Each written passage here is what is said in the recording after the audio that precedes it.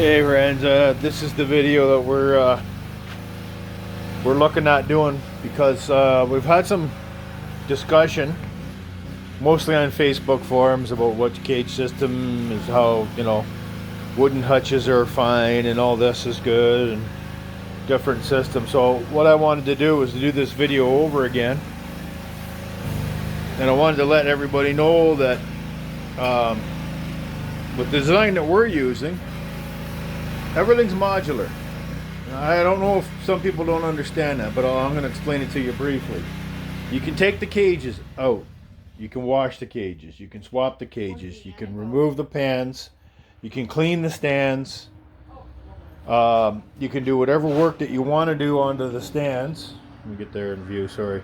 You can do whatever work you want to do. You can modify the stands. You can stack the stands. So basically you can do whatever you want to do.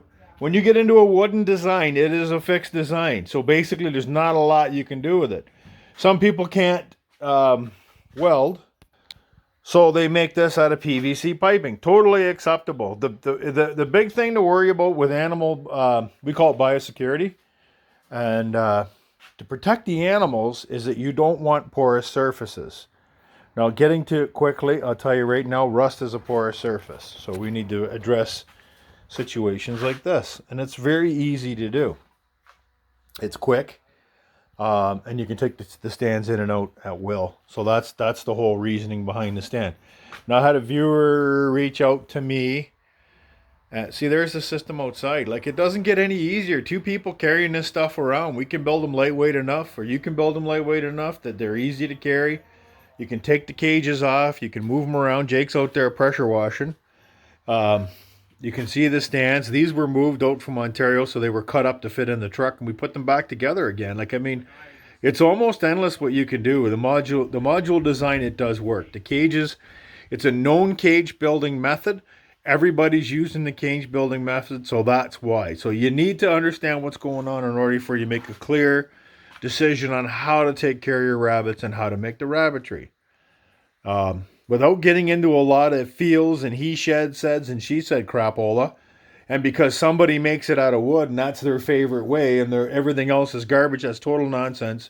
And frankly, I'm just getting tired of it, tired of listening to all the negativity. This is the best system that I know. This is not an invention of ours, or no, by no means. This is something that's used in animal care, containing animals, animal husbandry, whatever you want to call it. The system of being able to rip apart stuff, disassemble it, move it around, clean it properly, modular built, moves in on a truck, moves out on a truck, all that stuff has been done for 60, 70 years. So it's nothing new. Whether it be with machinery or animals or whatever. Yeah, it's the same thing. So, like, there's Allie's eating turds.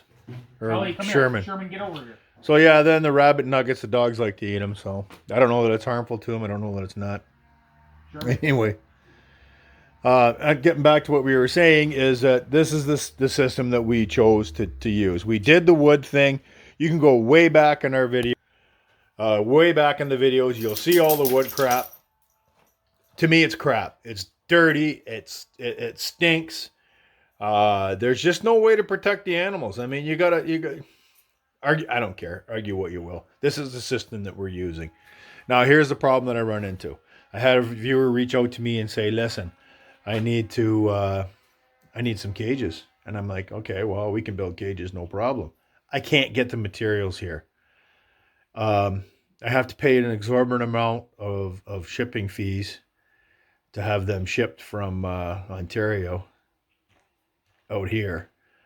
And we'll have to do it at some point. Yeah, at some point probably. I'm going to run back to Ontario anyway, so I'll have to look at doing that. Unless the guy's willing to give up his supplier so that we can do it. I don't know what he's going to be able to do. And there's a couple of things. Logistics is a big thing that just, and geographical location plays into logistics. So there's a couple of things. And I don't know. I ain't trying to be all serious and shit because everybody's, you're too serious in your videos. Well, that's the serious nature of taking care of animals. Like, this is what we got to do. You have problems finding butchers. You have problems finding... And you got to work through the problem. So this is what we're doing right now. You see Jake there pressure washing away? You can't do that with wood. Pressure washers destroy wood. And that action of pressure washing is mechanically scrubbing. So it takes off the biofilm. So that's the science behind it. Why we did what we did. Go back to the cages. I'm going to try to figure something out. I don't know what I'm going to be able to do. I got enough material left kicking around to build one cage. Now I think it's going to be a trip because it's almost $200 for the shipping, which is $200 and change for the roll. And then, I don't know what the price has gone on since post-COVID. We haven't bought any rolls. So that's going to be high too. So we're working on it. The price is going to be what the price is going to be. Our quality cages. Okay, I'm going to tell you this one last time. This is 14 gauge, welded before it's galvanized. So that means it's all welded together, and then all this wire in a long roll goes into a hotbed galvanizing tank where it's dipped in the zinc.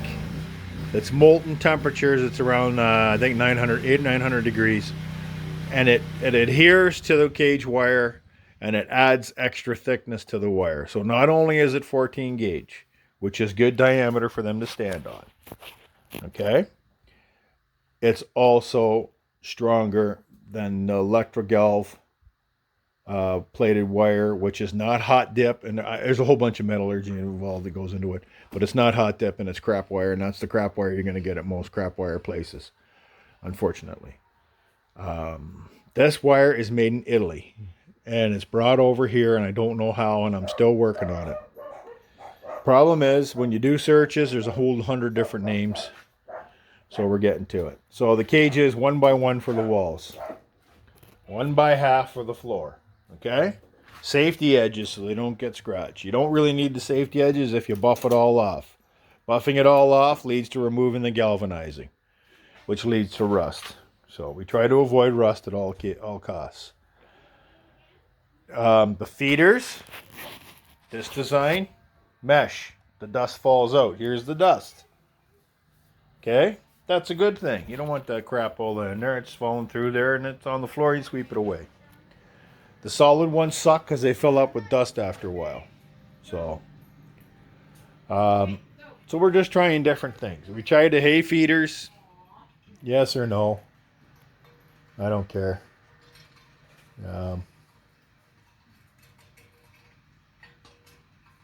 So yeah. Anyway, tractor just went by. Sorry, I got distracted. There's where we are. So if you're looking for cages, please be patient. I'm trying to figure it out, and anybody out there is asking. We're trying to figure it out. If anybody has any input as to where I can get some 14 gauge hot dip galvanized, welded before it's galvanized, I would really appreciate knowing it. But we're on the East Coast, so anyway, I'm not going to patronize you with some more like, subscribe, and ring the bell. You already know the drill. You already know the drill. So, the dogs are being terrible. Dogs are dogs. Especially wiener dogs. Short on stature, big on yap.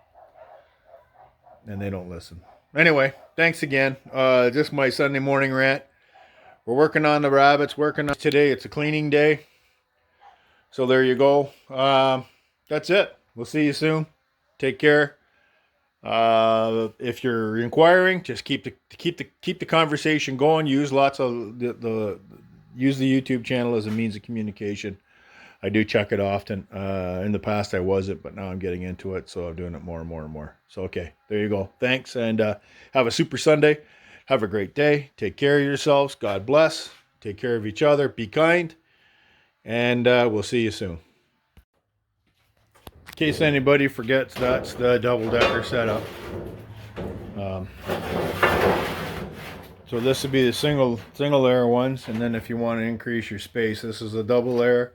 Again, it's modular. The only difference being is these grow-out cages were considered grow-out cages, and we had small bunnies in there, and then these went into that's the bigger cage on the same stand. So that's our normal adult cage. You can see the height difference.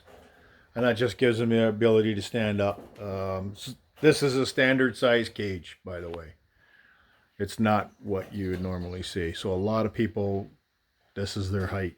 And yeah, so we made sure our adult cages were taller, and you can see they're all taller. So that's the double setup there. In case somebody's forgot what it looked like, that's what it looks like. We normally use it for growths, but we're confined for space right now. So we put Big Kathy up there, and these 4 remaining are ready for harvest. So we'll see how that goes. So yeah, that's up and coming. And okay, there's Bourbon. Yep, and everybody's doing good. Joker's outside right now, waiting his new clean facility. So there you go. I'll just integrate this into the video. I just thought I'd let you guys know what the double stand looks like.